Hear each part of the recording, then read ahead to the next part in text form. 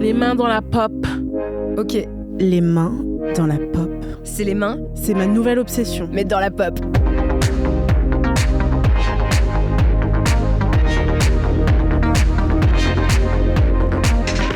Bonjour et bienvenue dans Les mains dans la pop. Moi c'est Mao et en face de moi il y a... Audrey. Avec Audrey, on va vous parler actu, tendance, décryptage de pop culture, gloire et déboire des célébrités qu'on aime et qu'on déteste aimer et qu'on aime détester. En tout cas, vous pouvez lâcher les réseaux, on scrolle pour vous. Chers amours, comme je vous le disais, j'espère que vous allez bien. C'est notre 3e épisode, on peut s'applaudir. 3e rendez-vous, vous savez ce qu'on dit du 3e date, ça devient sérieux cette histoire. Alors si vous voulez rattraper le début de notre romance, rendez-vous sur toutes les plateformes de streaming où vous pouvez trouver les épisodes en entier, mais aussi fractionnés avec les différentes chroniques qui les composent. Alors si vous n'avez que 5 minutes avant la fin de la cuisson de vos pâtes, vous pouvez directement aller écouter ma rôtisserie. C'est une chronique où je passe quelqu'un au grill, ou bien la reco culturelle d'Audrey pour briller en société. Et en parlant de partner in crime, partenaire de crime en anglais, Audrey, comment vas-tu ? Mao, la Bonnie de mon Clyde, la Brigitte de mon Macron. Oui, t'as dit partenaire de crime. Hein. Bah, ça va super. Je suis fan de Brigitte. Tu sais que je ne le pense pas comme une insulte. Je trouve que c'est une high femme, un peu comme Rachida Dati, des femmes qui ne s'excusent pas. En parlant de personnes qui ne s'excusent pas, on va parler de toutes celles qui font l'actualité brûlante, chaude, qui sort du four. Ça fume encore, il faut pas perdre le goût. Win ou lose, telle est la question. Quel loser. C'est ma nouvelle. Elle, je l'aime trop. icône. Le gagnant ou le perdant de la semaine. Roulement de tambour. Alors on va tout de suite commencer en décernant des lauriers. Alors qui est le ou la loser de la semaine ? Le ou la winneuse ? On commence tout de suite Audrey avec ton winner. Du coup, mon winner de la semaine, c'est les Sims 4 qui lancent une mise à jour pour créer des avatars malentendants, diabétiques ou encore trans. Un jeu vidéo inclusif, j'adore, dis-moi en plus. Bah, je sais pas pour toi, mais en tout cas, moi, je jouais beaucoup aux Sims, j'étais accro. Ouais. Et mon truc préféré, c'était soit de créer les maisons, soit de tuer les Sims en enlevant l'échelle dans la piscine, ou de personnaliser les Sims. Voilà, chacun son truc. Adorable psychopathe, c'est Oui. tout à fait confondant de te voir me dire ça, d'accord ?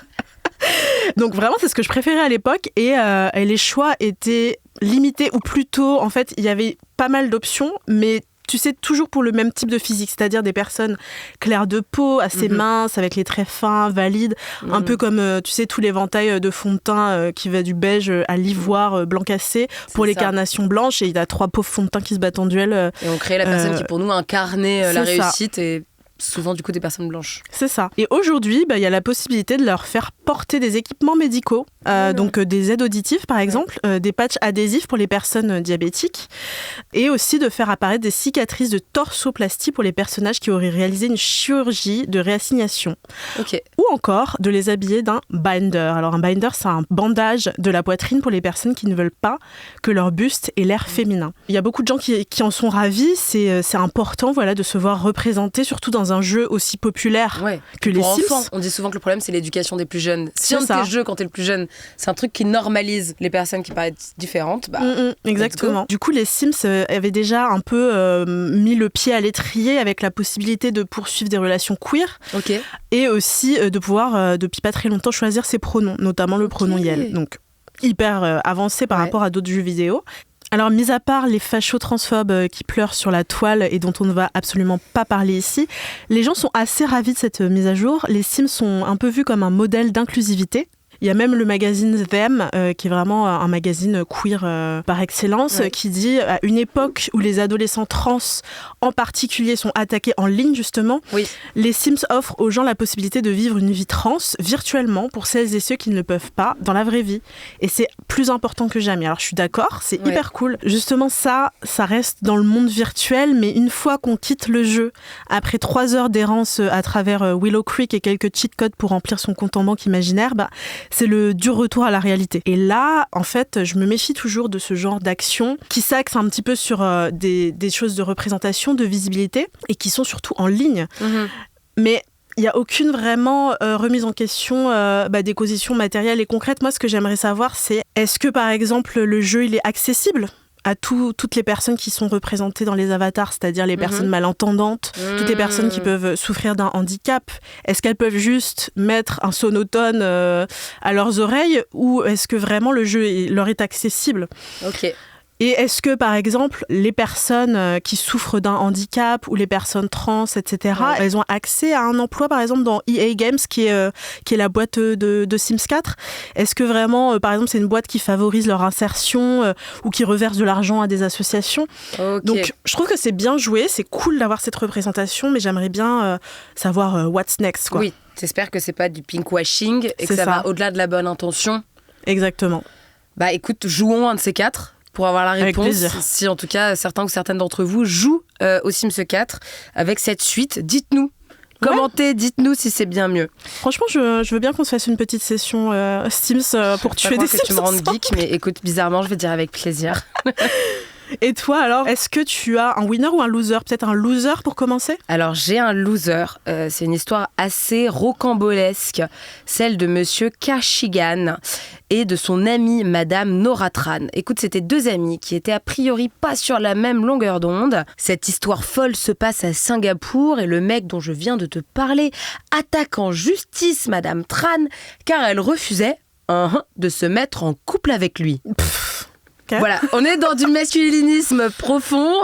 Non, apparemment veut dire oui, peut-être sous la contrainte, peut-être si je t'amène sous les feux de la rampe de la justice. Le chef d'accusation, tiens-toi bien, c'est trauma émotionnel et ternir sa réputation. Comme si le fait de se prendre un râteau faisait de toi un sous-humain. Voilà, c'est exactement ne pas accepter sa propre faiblesse. Sa logique, c'est qu'en fait, il accuse cette meuf d'être à l'origine de sa dépression et donc des conséquences négatives de cette dépression sur sa vie, comme si lui n'avait peut-être pas un terrain psychologique déjà favorable au fait de développer une maladie comme ça. Alors, s'il apprend que Roméo s'est tué pour Juliette, ça risque de l'inspirer pour culpabiliser sa victime. Donc, tenons cette personne en dehors des grands romans. C'est très étrange, je me dis, cette histoire de trauma émotionnel. Alors, je te l'annonce, avant-première pour les mains dans la pop. Alors, Cache Pistache, moi je vous le dis, je décide de porter plainte contre Beyoncé pour trauma émotionnel puisque je n'ai pas réussi à avoir de place pour sa tournée française. Grave, mais vraiment. Merci. Tu risques de gagner. Eh bien, merci. En plus, je trouve que c'est vraiment une théorie masculiniste. C'est un peu comme les gens qui parlent de friendzonage. Ouais. Pour moi, c'est un concept vraiment des incels, quoi. Enfin, ce genre de concept, c'est vraiment les mecs qui s'appuient sur des trucs qui sont pas réels. La friendzone, on a déjà démontré que c'était un mythe un peu inventé par les sexistes qui voudraient faire croire que les relations hommes-femmes, ça ne peut pas exister autrement que par le sexe et par l'amour. Ouais. Et surtout que... c'est juste un râteau, il faut s'en remettre, quoi. Move on. De ouf. Alors, le gars, ça n'est pas du tout remis. Je te fais juste un petit récap historique. Donc, ils se rencontrent en 2016, ils sont amis. Les années passent. En 2020, elle le trouve un peu trop investi. Le confinement n'aide pas. Tu vois, le mec passe tout son time à la tchatcher. Elle lui demande de réduire leurs échanges. Conséquence, comme il comprend, pas du tout. Elle reçoit une lettre où il la menace d'un procès s'ils se voient pas. Carrément. Carrément. Cache Pistache Nature Peinture. Alors après, je suis pas là pour parler de moi et je veux pas faire d'embrouille. Mais Timothée Chalamet ferait mieux de répondre à un certain message laissé en vue en MP s'il ne veut pas recevoir une lettre de menace. Est-ce que tu imagines si on commence à porter plainte contre toutes les personnes qui froissent nos sentiments ? Alors, je veux pas porter plainte, mais quand j'étais au primaire, j'ai fait une lettre qui était une déclaration d'amour à un garçon qui a même pas lu la lettre et qui l'a déchirée dans le préau sans même la lire. Je suis pas là pour intenter un procès à Ludovic Lacombe, mais si ça vient jusqu'à tes oreilles, sache que le dommage collatéral et le trauma émotionnel est encore là. Mais tu sais ce que j'ai fait, Ludovic ? Eh bien, tout simplement, je me suis relevée, je suis allée marcher dans la rue, j'ai écouté de la musique, j'ai écouté du Fauve en me disant peut-être que c'est un bon groupe de musique, j'ai mis des paillettes, je suis allée danser, j'ai bu trop de mojito et je m'en suis remise. On ne peut pas tomber amoureux sous la menace. Mais d'une manière conciliante, Madame Tran, c'est juste ce qu'elle a fait, elle a accepté. Après la menace, en 2020, 2 ans de psychothérapie en commun avec lui pour essayer de résoudre leur conflit, absolument. Wow. Donc la meuf s'est retrouvée en thérapie de couple sans être en couple. C'est comme si, je sais pas, j'allais voir un psychiatre pour lui dire j'ai un peu trop de succès à force de remplir des stades de France. Je remplis à peine ma propre salle. Il faut mettre les choses dans leur contexte.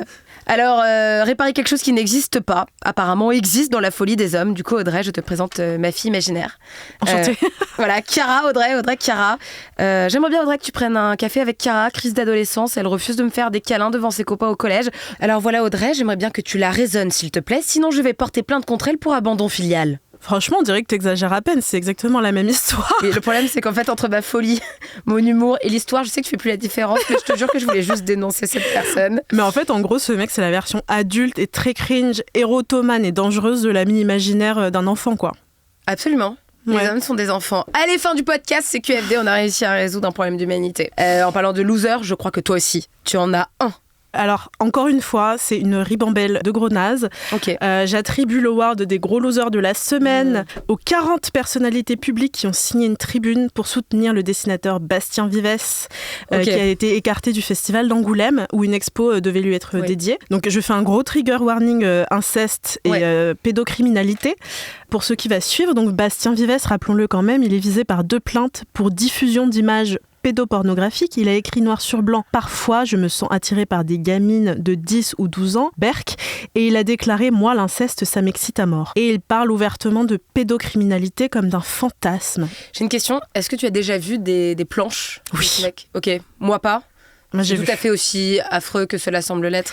Tout à fait. Je vais en parler plus tard, mais franchement, j'ai déjà vu sur Twitter des extraits de Petit Paul, qui est une de ses BD. C'est pas un délire...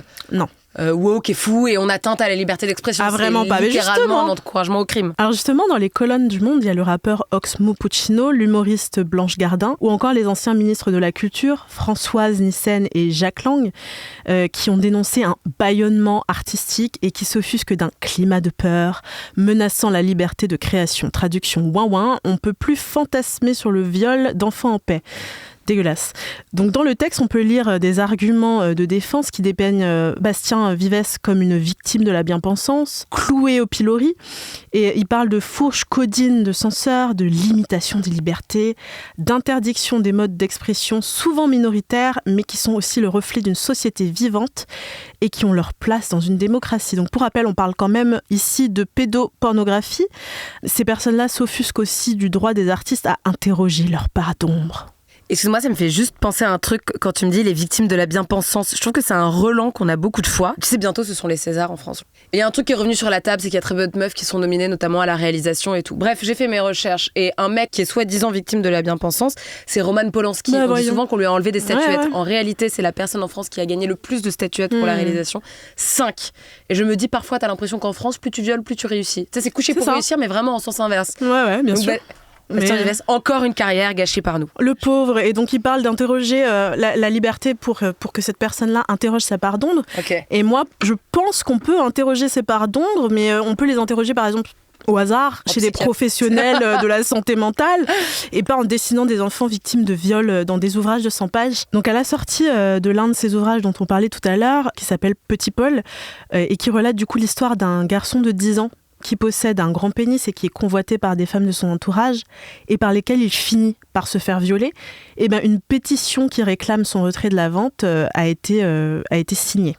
Et les éditions Glénat ont sorti un communiqué le défendant.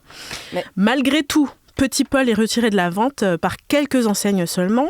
Le dessin de couverture, il est affublé d'un autocollant qui a été rajouté par l'éditeur et qui cache le sexe du héros et qui notifie ouvrage à caractère pornographique mis à disposition des mineurs interdits. Donc, l'éditeur lui-même avoue pédopornographie, finalement. Que la BD qui représente un mineur est à caractère pornographique. Mais il y a quand même 40 guignols qui se réunissent pour défendre au nom de la liberté d'expression ce genre de BD. Ouais, mais c'est l'éternel débat. Mais en fait, la loi permet justement de dire à bout d'un moment ce qui est légal et illégal. C'est ça, mais c'est illégal de représenter des personnages mineurs dans un cadre de pornographie. Moi, je me demande, ces personnes-là, elles n'ont pas d'énergie à mettre ailleurs. Par exemple, je ne sais pas, moi, dans la défense des droits des victimes de pédocriminalité, pour moi et pour la loi, la pédopornographie, c'est pas une opinion, c'est pas une mœurs, c'est pas un courant artistique. Non. C'est une infraction, c'est un délit. Voilà, c'est ça. Donc voilà, pour moi, ce sont des gros losers. Eh ben, t'as bien raison, Audrey. Je vais contrebalancer avec le dernier laurier. Ouais, vas-y, un petit peu plus de positivité. Alors, ça va être positif et tristoun à la fois. Ma bonne nouvelle, mon winner, la personne que j'avais un peu envie de mettre en lumière, c'est un réalisateur iranien qui s'appelle Jafar Pahani, qui a été libéré sous caution de la prison d'Evin le vendredi 3 février dernier. La prison d'Evin, c'est une des plus terribles du régime des mollahs. Il y a passé plus de 200 jours derrière les barreaux. Et en fait, la veille de sa libération, il a fait une lettre publique pour dire qu'il commençait une grève de la faim. Étant, disons, sous le regard international, ils ont décidé de le libérer sous caution, ce qui a provoqué un grand soulagement dans le monde du cinéma, dans le monde entier, parce que ça te donne un infime espoir sur la libération de certains otages de guerre, j'ai envie de dire, même si ce sont officiellement des prisonniers politiques. Il a fait des grands films comme Taxi Téhéran, qui est sorti en 2015, ou encore Trois visages, sorti en 2018, voilà, qui sont que quelques-uns de ces chefs-d'œuvre que je vous invite évidemment à regarder. Et bien sûr, en même temps, cette libération est à mettre en parallèle avec le fait que le régime est de plus en plus cruel. Il y a déjà plusieurs hommes qui ont été pendus, et j'ai appris la condamnation il y a 3 jours d'un couple d'influenceurs, et j'avoue, c'est tire-larme. C'est une jeune femme qui s'appelle Astiza Aguigui, qui a 22 ans, et son fiancé Amir Mohamed, qui ont été condamnés à 10 ans de prison pour une danse diffusée sur TikTok. Un mois après le début de la Révolution, ils ont juste fait quelques pas de valse devant un des monuments les plus importants, des pas de valse qui ont été considérés comme un pied de nez au régime et comme un appel à la prostitution. Comme le dit le célèbre dicton, un peu de danse, c'est déjà un rapport tarifé. Non, personne dit ça. Non, pas parce qu'en fait, ça, c'est de la folie psychiatrique également. Mais alors, pourquoi c'est mon up, toute cette tristesse ? Parce que je pense que dans la surabondance d'informations, il ne faut pas oublier, tout simplement. Et nos sœurs iraniennes et nos frères iraniens, il ne faut pas oublier la résistance, la désobéissance, la résilience sans nom de ces personnes. Certaines de ces personnes ont des visages connus, comme Jafar Panahi, et d'autres ont des visages inconnus. Et je voulais juste 1 minute qu'on leur rende hommage. Le sujet de la semaine. On va parler de quoi cette semaine ? Vous avez des idées ? Ultra cringe. On peut dire que c'est vraiment nul ou pas ? Elle a osé. Comment passer à côté dans la nuit de dimanche à lundi dernier, 5 et 6 février, c'était la 65e cérémonie des Grammy Awards à Los Angeles. Alors les Grammy, petit cours de rattrapage, ce sont des cérémonies de récompense qui ont été créées en 1958 pour célébrer les meilleurs artistes et les meilleurs techniciens musicaux, mais aussi principalement les plus belles ventes et les plus beaux succès commerciaux. Avec le décalage horaire, ce n'est que lundi qu'on a pu découvrir les résultats et ma foi, un débrief s'impose. Vraiment. Avec mon Audrey favorite. Première bonne nouvelle. À nuancer, Beyoncé est rentrée dans l'histoire. Ouais. Clap, clap, clap. Avec 32 Grammy Awards, je pense que son étagère à trophées supporte plus de poids que ma grand-mère n'avait de charge mentale sur les épaules. Est-ce que Ikea est sur le coup ? Est-ce que les ponts aux chaussées s'occupent de son étagère ? Je ne sais, mais maintenant elle dépasse l'ancien détenteur du record de Grammy. Ouais. C'est un chef d'orchestre qui avait été récompensé 31 fois, qui s'appelle Giorgio Solti. Tu vois qui c'est, Giorgio Solti ? Non, pas du tout. Moi non plus. Pourtant, je vois qui est Queen Bee. Et pourtant, elle n'a jamais reçu le Grammy du meilleur album, alors qu'ils sont tous cultes. Lemonade, Renaissance, qu'est-ce que j'en sais ? Tous. Non mais oui, en effet, là j'avais plus d'autres titres en tête. Vraiment, t'as cité deux ouais, trucs. genre, that's the end. Non mais ils sont tous cultissimes. Et je me dis, c'est marrant de refuser volontairement et perpétuellement une récompense à quelqu'un où tu sais que c'est le meilleur. C'est vraiment occulter une partie de son œuvre. C'est comme si tu disais, bon bah l'astronaute Thomas Pesquet, c'est vraiment juste un très bon youtubeur. Et alors la grosse surprise, c'est que tu dis, bon, si cette femme noire, forte et talentueuse n'a pas eu la récompense, sûrement un musicien hors pair l'a eu. Bon, ce musicien, c'est Harry Styles. Je suis pas critique, ok, de musique. Je me permettrai pas de dire 1000 trucs, si ce n'est déjà une chose, c'est que son album s'appelle Harry's House, parce qu'il a tout enregistré chez lui pour rendre son album intime. Déjà, je trouve ça très drôle que rien que dans le titre de l'album, il se soit pas foulé. Tu sais, c'est très terre à terre. Je suis un peu en mode genre... Je pense qu'on est passé à ça, que sa pochette d'album, ce soit une note de musique. Je pense que si ce mec sort un livre, ça s'appellera Une table en face de la fenêtre avec un papier et un stylo. Mais bon, là je m'attaque aux petits détails. Les gens ne sont pas fâchés que pour ça, Audrey. Pourquoi sont-ils fâchés ? Ouais, c'est vrai. Bah, outre le fait que les gens sont pas très contents que ce soit Harry Styles qui a remporté... Harry Styles, pardon. Qui a remporté... le nom d'un One Direction. Sorry. Non, je rigole, tu peux t'excuser auprès de personne, vraiment. Qui a remporté le prix de l'album de l'année face à Beyoncé et Adele. Il y a autre chose qui fait grincer les gens des dents, c'est son discours que des gens ont jugé un peu lunaire. Après avoir blablaté sur le fait qu'il n'existe pas de musique meilleure que les autres, sûrement pour devancer les critiques, il a dit... This doesn't happen to people like me very often and this is so nice. Thank you very, very much. Cela n'arrive pas souvent à des gens comme moi et c'est tellement cool. Des gens comme toi, Harry, tu veux dire des hommes blancs, beaux, riches, valides qui portent occasionnellement des dos nus. Je sais pas si pour lui le fait de porter du vernis et des crop tops, ça le range automatiquement dans la catégorie des personnes minorisées et oppressées, mais bon... Il y a plusieurs personnes qui ont jugé que c'était un moment un petit peu cringe, en tout cas avec les infos qu'on a sur lui pour le moment. C'est vrai, je vois ce que tu veux dire. Moi, je me dis plusieurs trucs. Bon, je me dis, Dans son discours, il a dit je suis pas le meilleur dans cette salle où chacun mériterait un prix. Ouais, c'est ça.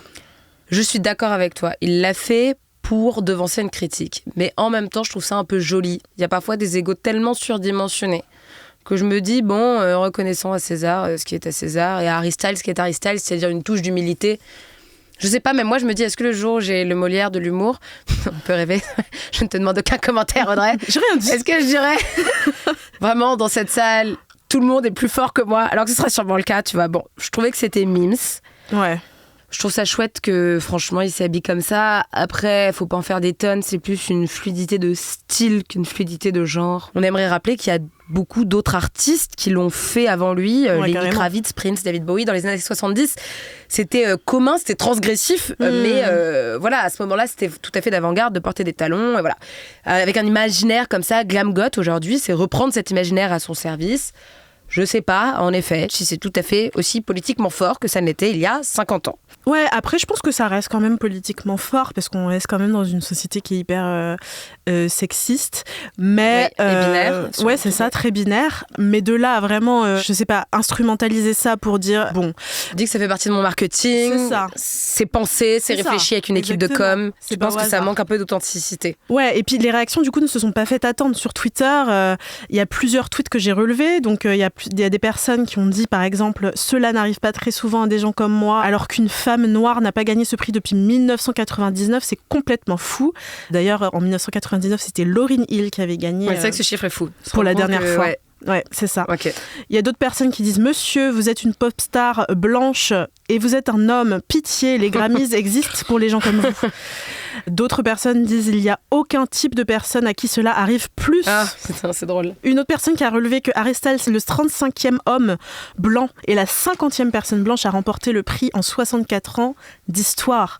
Donc, si on remet les choses un petit peu en perspective, c'est un petit peu culotté. Ouais, une question de genre et une question de race aussi. Les blancs sont sur-récompensés. Ouais, c'est ça.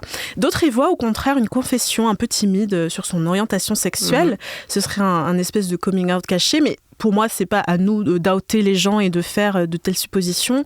S'il doit faire son coming out, il le fera en temps voulu. Voilà. Oui, je suis d'accord avec ce que tu veux dire. C'est comme y a un artiste dont on parle souvent en ce moment, c'est un super humoriste qui s'appelle Panayotis, qui a fait son special sur Netflix que je vous invite tous à regarder.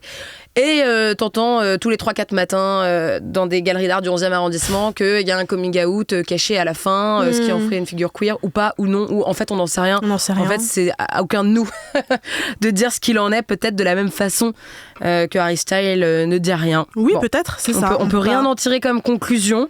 Ouais, mais d'où l'idée que peut-être c'est un marketing. Bon. C'est vrai. Du côté d'Harry Styles. C'est vrai, mais je trouve que ça soulève des questions importantes par rapport aux Grammys, notamment le manque d'inclusivité. Pourquoi est-ce qu'il y a des artistes qui sont systématiquement écartés de certains prix, d'autres au contraire qui sont souvent récompensés, qui votent, comment, etc. Enfin, c'est vrai que parfois il y a cette impression que des personnes sont volontairement mises de côté. Il me semble que tu avais repéré une jeune femme qui témoignait dans un magazine qu'elle faisait partie des membres qui votaient pour les awards et qu'elle avait volontairement pas voté pour Beyoncé pour le meilleur album de l'année. Ouais, alors en fait, c'est un article du magazine Variety qui dénonce les biais des votes et qui sous-entend qu'il y a des artistes qui sont délibérément tenus à l'écart. Et donc, il y avait une personne sur Twitter qui avait tweeté des infos sur cet article en disant qu'il y avait 2 votants aux Grammys qui ont dit qu'ils n'avaient pas voté pour Beyoncé parce qu'elle gagne toujours et que chaque fois qu'elle fait quelque chose de nouveau, c'est un grand événement. Et donc, la personne dit que la personne dit que ça l'énerve énormément parce que c'est comme si un peu les gens n'aimaient pas voir les femmes noires gagner trop. Il faut qu'elles gagnent un peu, on leur laisse des petites miettes, mais bon, là en l'occurrence Beyoncé c'était quand même pas mal de miettes, mais on lui donne pas le Graal. Absolument. Ouais, rien à voir, mais ça me fait penser un peu à Leonardo DiCaprio, à qui on n'a jamais donné l'Oscar du meilleur acteur. Mais il s'agit d'un homme blanc, c'est pas les mêmes tenants et aboutissants. Mais tu sens aussi de la part de l'Académie des Oscars un truc de you will not get it. Ouais, c'est ça. Et donc là, pour cette cérémonie-là, c'est ça exactement. Il y avait des premières, il y avait beaucoup de premières. Il y avait Lizzo notamment, qui était la première femme noire à remporter le prix du disque de l'année aux Grammys de ce siècle. Ensuite, il y avait Kim Petras, qui était la première artiste ouvertement trans à être récompensée. Oui, qui a fait un super tweet avec marqué Tranny with a Grammy. Exactement. Et une revendication, j'ai adoré. Donc franchement c'est cool parce qu'il y a beaucoup de premières, mais on se demande du coup avant il y avait quoi? Il y avait rien. Ces personnes-là, c'est la première fois qu'elles sont récompensées. Le fait que ce soit une première montre. C'est ça, montre qu'il y avait du rien d'avant. C'est ça exactement. On se demande qui décide en fait. qui décide qui est dans ce jury. On a un indice grâce à la chanteuse Grimes. Exactement. Oui, Grimes qui expose les Grammys et leurs pratiques. Et en fait, tout a commencé quand justement Charli XCX, son amie, a publié un message sur le fait qu'elle n'était pas nominée cette année. Et Grimes a tweeté: j'ai cessé de travailler avec les Grammys lorsque je faisais partie du conseil des producteurs et ils ne m'ont littéralement pas permis de nommer quelqu'un qui n'était pas sur une liste préfabriquée et vraiment très très ennuyeuse. Bon, ça c'est son avis. Oui. J'étais l'une des 3 femmes et la seule personne de moins de 40 ans. J'ai essayé de nominer Sophie et on m'a dit que ce n'était pas autorisé. C'est vrai qu'il faut toujours se rendre compte que les personnes qui vont décider ne serait-ce que des nominations, la nature, l'âge, sociologiquement, qui sont ces personnes va déterminer aussi les personnes nominées. C'est souvent des gens qui ont des succès commerciaux, pas forcément musicaux. Et ces mecs, c'est quand même majoritairement des hommes. Enfin, il faut se rendre compte qu'elle est l'une des 3 femmes. Je sais pas si on se rend compte. Je veux dire, c'est le nombre de cheveux qui doit rester à Édouard Philippe, que je salue. Mais je veux dire, c'est te dire la rareté de la chose, quoi. Et de moins de 40 ans, moi, je parlerai que du milieu que je connais, qui est celui de l'humour. Chaque année, il y a un truc qui s'appelle le Festival de Tournon Off. C'est un truc où on est 6 artistes à faire 20 minutes à Tournon, que j'appelle maintenant Tournon-sur-Merde, qui est une petite ville de province, où 70 hommes blancs de plus de 70 ans représentent l'humour français. Ce sont eux qui détiennent tous les festivals. Et c'est eux qui vont déterminer si tu es programmé ou pas dans la suite de l'année. Et ça a une incidence très grande. Si tu es programmé, tu as des cachets dans ces festivals. Si tu as des cachets, tu as ton intermittence. Si tu as ton intermittence, tu ne tombes pas dans la drogue ou pas. Enfin, j'en sais rien. Mais du coup, ces hommes-là ont aussi eu des penchants pour les artistes masculins qui étaient là lors de ce festival. Je sais que ce jour-là, j'ai bidé, certes, mais je me rappelle sortir de la salle et pas un des 70 hommes ne m'a dit bonjour. C'est-à-dire, il n'y avait même pas l'humanité de faire un coucou. Ça va ? Alors, je te dis pas que c'est exactement ce qu'a ressenti Grimes, mais je peux comprendre ce que ça signifie d'être dans un milieu où les jurys qui donnent des récompenses sont constitués exclusivement d'hommes blancs d'un certain âge. Mais complètement. En plus, là, elle dit carrément qu'il y a une liste qui est préfabriquée et dans laquelle ils peuvent seulement piocher. Ils peuvent pas. Ennuyeuse. Je veux dire, Taylor Swift, elle est. Enfin, tu vois, j'ai l'impression que c'est un poncif. Non, mais c'est un poncif de Grammys, quoi. Ouais, c'est vrai. Et du coup, on se demande qui est membre du jury. Là, tu parlais dans le cadre de l'humour des personnes que tu connaissais. Là, en l'occurrence, c'était des personnes de 70 ans, etc. Et là, selon l'Académie, les membres du jury des Grammys Awards, c'est des professionnels de l'industrie musicale, donc des chanteurs, des ingénieurs, des auteurs-compositeurs, des producteurs, etc. Et pour pouvoir devenir membre, on a fouillé un petit peu et puis on s'est aperçu qu'il faut répondre à plein de critères différents. Il faut par exemple avoir au moins 6 titres commercialisés sur un support physique, 12 sur un album numérique. Il faut déjà avoir gagné un Grammy et il faut avoir reçu l'appui d'un membre votant actuel. Donc il y a un petit truc quand même, on sent qu'il faut connaître pas mal de monde. C'est pas n'importe qui peut être jury, quoi. N'importe qui peut être jury, puis il y a même des gens qui quittent aussitôt leur taf. Je suis retombée sur un article du Monde qui date de 2021 qui raconte que Deborah Dugan a été licenciée en 2020.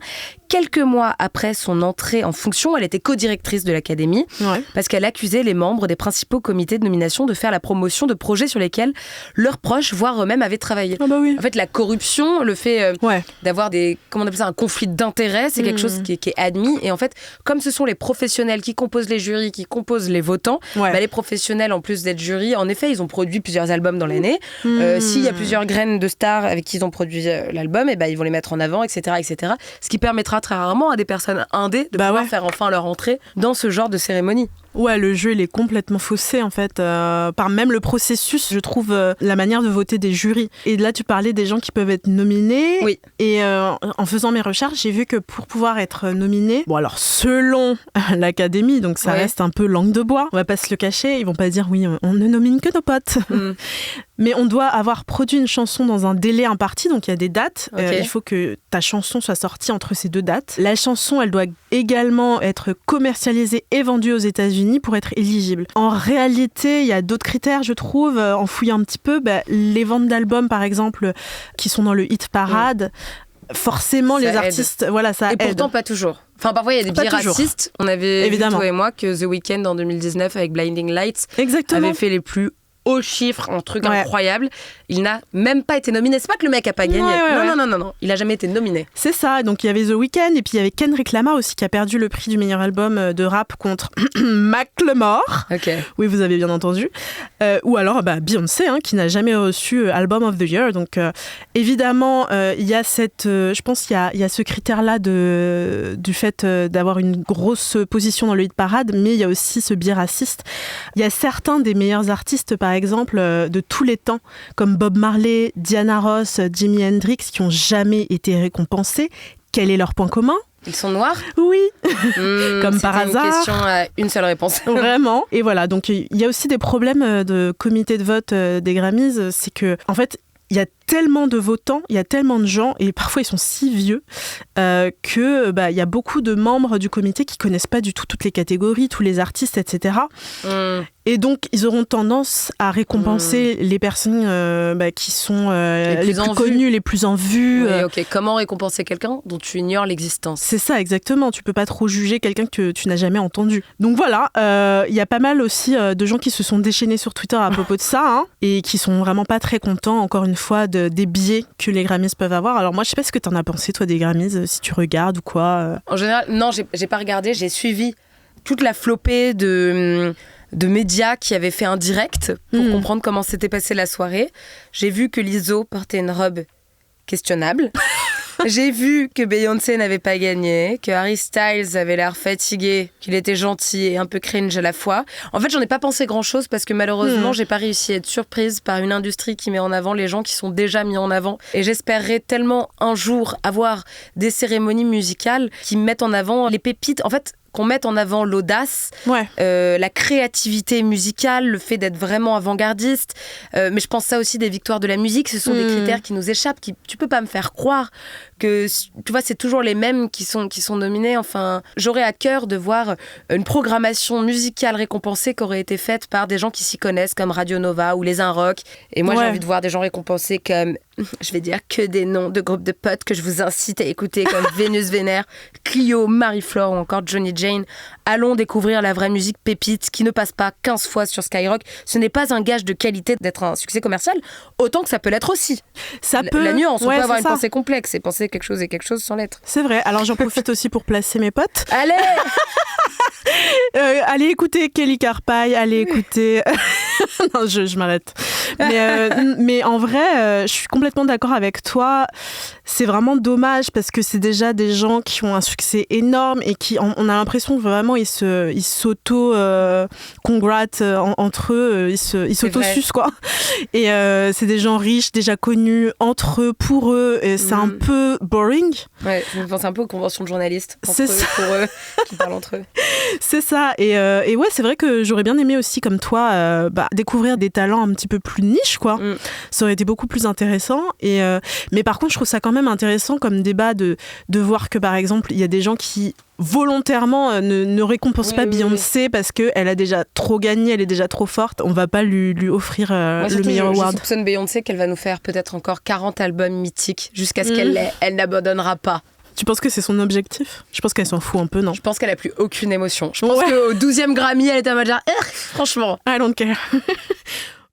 Aïe, oula, le feu ça brûle. Ça me fascine. Au bûcher. Ok. Ding dong, c'est la sorcière. N'importe quoi. C'est l'heure de la rôtisserie. Il est temps de passer au grill. Si vous avez été vilain ou vilaine, j'irai brûler en enfer avec vous aussi, vu toutes les flammes que je vais cracher dans cette chronique. Clash, Kalachnikov. Ok. Alors, la personne qui me courrouce, Audrey, qui m'insupporte, est un homme. Oui, encore. Et pourquoi pas ? Alors, je ne connais pas son identité, mais il s'est permis de menacer notre princesse nationale. Je parle évidemment de Rachida... Non, pas du tout. J'allais dire Rachida Dati. Je parle de Aya Nakamura, notre princesse nationale. Eh bien, cet homme l'a cambriolée fin décembre. Il lui a dérobé plusieurs objets, dont 2 tablettes numériques. Sur une des 2 tablettes, il y avait des ébats intimes. Écoute, le mec élégant lui dit... Je te les rends pour 250 000 €, sinon je les mets en ligne. Super. Le gueux s'est fait mettre chanteur, mais face à une chanteuse, lol, jeu de mots, le disque est rayé. Encore une fois, mais dis donc, c'est un champ lexical qui ne s'arrête pas. Il n'a pas tenu longtemps parce que Aya Nakamura a eu un réflexe que je trouve courageux, on en parlera après, mais surtout qu'il faut avoir tout de suite, c'est d'aller porter plainte. Le 24 janvier dernier au commissariat de Chelles, elle est allée porter plainte pour revenge porn et les investigations de la police judiciaire d'Homo sont en cours. Pourquoi je dis courageux ? Parce que le revenge porn, ça a des racines profondes dans le patriarcat. Si c'est dévoilé, il y a encore souvent le biais que c'est de ta faute. T'avais qu'à pas envoyer des photos, c'est ça. Puis tu sais quoi ? Toujours pareil. T'avais qu'à pas baiser. Parce que c'est bien connu, un homme qui fait beaucoup l'amour est un non-juant, une femme qui fait l'amour est une salope. Le fait en plus d'admettre que cette vidéo court dans la nature, si c'est dévoilé, on va souvent te dire que c'est de ta faute, il faut affronter les regards des proches, de la police, il y a une difficulté d'être prise au sérieux, des remarques désobligeantes. Il faut comprendre que le revenge porn, c'est une notion légale qui est très récente. C'est une infraction qui a été créée le 7 octobre 2016, intitulée « Loi pour une république numérique », article du code pénal 226-2-1 si vous en avez besoin.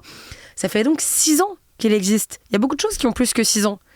Comme plein de trucs de 7 ans. Ce que je veux dire, c'est que c'est extrêmement récent. C'est pas encore exactement dans nos mœurs, dans nos têtes de comprendre qu'il faut porter plainte lorsqu'on en est victime. Parce qu'il faut savoir que, évidemment, 90% des victimes de revenge porn sont des femmes. Il ne faut quand même pas avoir une sexualité débridée. Après, il n'y a pas que des femmes qui sont concernées. Et on a un cas très connu en France, qui est le cas de Benjamin Griveaux. Ancien candidat à la mairie de Paris qui a vu une photo de son sexe être diffusée de manière non consentie. On le rappelle donc, lorsque vous faites ça, c'est 2 ans d'emprisonnement et 60 000 € d'amende que vous pouvez vous prendre dans la gueule. Le revenge porn paraît banal, pourtant les chiffres parlent d'eux-mêmes. Il y en a beaucoup, mais pour peu encore de plaintes et encore peu de personnes qui ont une plainte qui découle sur une condamnation. 3000 plaintes, 200 condamnations. Wow. L'humiliation d'une vie, souvent contre un simple rappel à la loi. Ça va très rarement jusqu'aux années d'emprisonnement dont je te parlais ou jusqu'à une amende. Ouais. Et un rappel à la loi, je dirais, c'est mignon. C'est mignon, c'est une petite tape sur les doigts, quoi. Voilà, mais c'est pas suffisant pour comprendre que c'est interdit. Toute proportion gardée, j'ai porté des Crocs hier dans le métro. Et il y a une meuf, avec un regard méchant, elle m'a fait un rappel à la loi stylistique. En risquant un cancer oculaire, je vais récidiver. Je sais que je n'ai pas compris ma peine. Oui. Parce que c'est mignon, un rappel à la loi. Si toutefois le sentiment de honte prend le dessus et que vous êtes victime et que vous entendez cette chronique, s'il vous plaît, allez porter plainte ou tournez-vous vers une association spécialisée. Je vous conseille une qui s'appelle Net Écoute. En tout cas, quoi qu'il en soit, cher monsieur qui a osé dérober et faire du chantage à Aya, tu as ton billet en première classe pour l'enfer. Tchou-tchou, le train va partir, il faut y aller maintenant, monsieur. Cependant, ici dans les mains dans la pop, on aime donner le droit à la parole, au droit de réponse. Audrey, à chaque chronique, doit se faire l'avocat du diable. Je t'en prie, Audrey, comment défends-tu cette personne ? Vraiment, ça suffit cet acharnement sur ma personne. Journalistique. Vraiment. Alors clairement, je vais pas défendre un harceleur qui fait chanter une femme et menace de dévoiler des ébats intimes volés lors d'un cambriolage qu'il a lui-même commis. Je tiens quand même à ma réputation. Ma joute verbale a des limites et le revenge porn, franchement, ça en fait partie. Alors non, je ne plaiderai pas l'érotomanie, c'est-à-dire une pathologie où on a la conviction délirante d'être aimé, ou alors la folie. Non, je ne construirai pas toute une rhétorique autour du fait que c'est peut-être un fan qui, devant l'aura extraordinaire d'Aya Nakamura, veut avoir un contact avec elle, a fini par péter un câble pour être plus proche d'elle. Non, je ne dirais pas non plus que ce maître chanteur a été commissionné par Beyoncé pour mettre des bâtons dans les roues d'Aya parce que les dates de son concert à Paris coïncident avec les siennes. Ouais. Il n'y a pas d'excuse. Putain, les murs de Paris vont trembler. Il n'y a vraiment pas d'excuse pour ce type de violence. Et pour moi, ces actes, ils sont complètement réfléchis. Et si j'étais un avocat commis d'office et que je devais défendre cet homme, je démissionnerais tout simplement. Cache pistache. Voilà, peut-être pour me reconvertir et devenir le garde du corps de Aya Nakamura d'ailleurs. Merci de défendre notre princesse.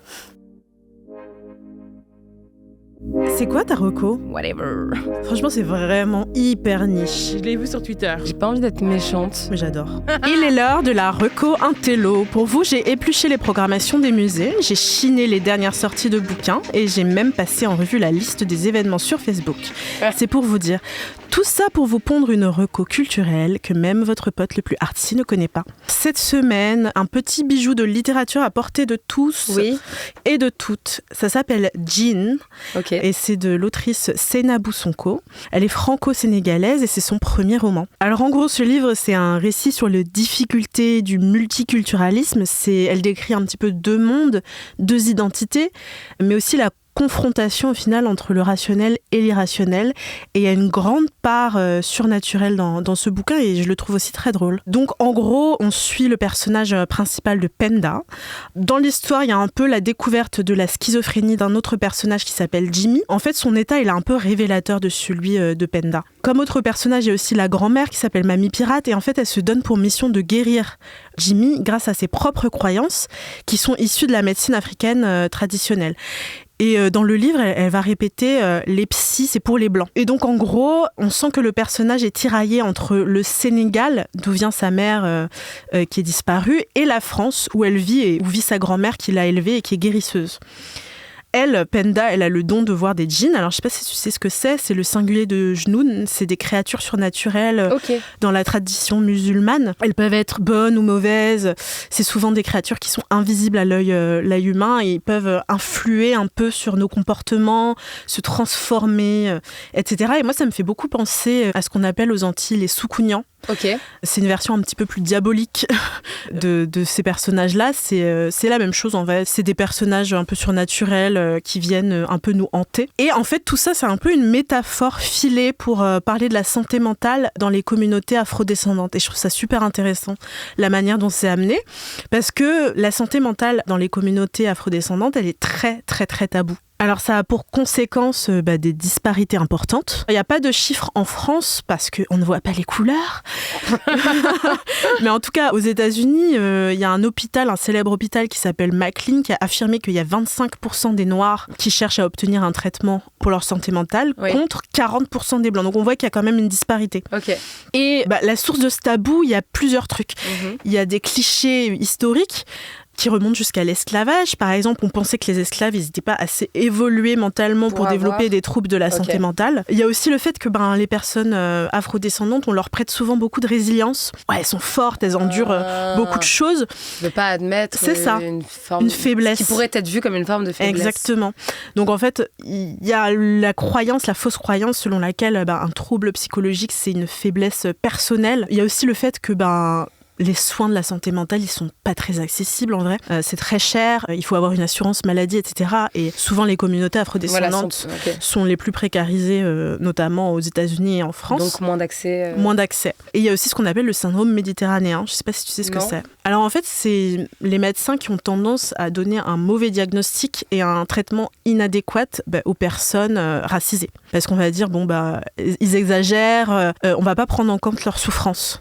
On la prend pas au sérieux. On les prend pas au sérieux. Des clichés racistes induits. Exactement. C'est ça, exactement. Alors moi, je trouve ça super d'en parler de manière détournée dans un livre de fiction comme ça. Il y a une métaphore des djinns. Je trouve ça assez intéressant et dans ce livre, tout au long du livre, il y a la frontière qui est très floue entre ce qui est rationnel, irrationnel, tout ce qui est mystique, tout ce qui est de l'ordre du psychiatrique ou de la pathologie. Et en vrai, on voit bien que ce qui est trouble mental cartésien dans une culture, ça peut complètement être considéré comme quelque chose de magique et de spirituel dans une autre culture. Et en fait, dans le livre, je trouve que Seynabou Sonko, elle dit pas du tout ça c'est bien ou ça c'est pas bien. Elle va plutôt essayer de trouver une conciliation des deux et de dire qu'on peut faire avec les deux. Et c'est ce qu'elle essaie de dire dans son livre, c'est que elle vient de deux cultures complètement opposées, une beaucoup plus cartésienne et une qui va beaucoup plus s'appuyer sur des ressentis. Voilà, sa grand-mère est guérisseuse, elle croit en des trucs surnaturels, exactement. Et en fait, elle essaye pas de rentrer en opposition entre ces deux mondes.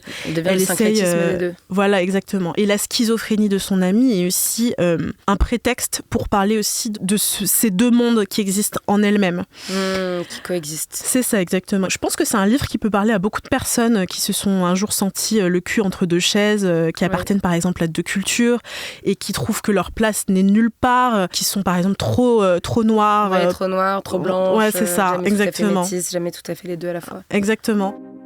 Et merci pour ce livre qui brise les tabous. N'ayons pas peur de prendre notre santé mentale en main. Ce sont des fractures à l'intérieur du cerveau qu'il faut reconnaître, qu'il faut accepter avec toute la magie que cela peut comporter aussi. J'ai envie de dire merci à Beyoncé pour son dernier album. Et même si on ne lui a pas donné la couronne ultime, il faut qu'elle le sache, le royaume du monde est à elle. N'hésitez pas à garder les photos intimes pour vous. Voilà, ce sont des cadeaux consentis, faits dans l'intimité. Mais surtout, n'hésitez pas à partager ce podcast, à l'aimer, à le commenter, à vous aimer les uns les autres, les uns dans les autres parfois, mais surtout protégez-vous, allez voir du spectacle vivant, allez danser. Bisous les amours, à jeudi prochain. Salut! Les Mains dans la Pop est une émission de Nouvelles Écoutes, animée par Mao Drama et Audrey Coupé de Kermadec, produite par Julien Neuville, montage, mixage et enregistrement par Livio Boulanger au studio Artistique Palace, directrice générale adjointe Nora Issem, directrice artistique Aurore Mailleux, directrice des productions Marion Gourdon, directrice commerciale Emmanuelle Fortunato, chargée de production Ashley Tola.